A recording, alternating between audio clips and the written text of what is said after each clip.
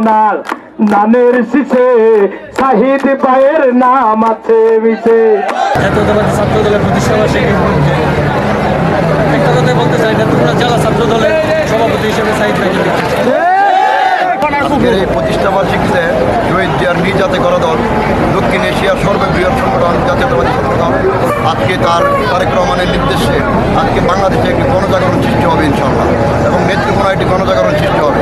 এবং আরেকটা কথা বলতে চাই, এখানে 2018 সালে 8ই ফেব্রুয়ারি এই সারা নেত্রকোনায় একটি মাত্র আন্দোলন হয়েছিল বেগম খালেদা জিয়ার মুক্তির জন্য। যেদিন তার বেল কাটা হয়েছিল, যেদিন জেলে তাকে এই হাসিনা সরকার কেন্দ্রীয় কোর্টের মাধ্যমে অবৈধ রায়ের মাধ্যমে এখানে তাকে জেলে ভরে ফেলা হয়েছিল।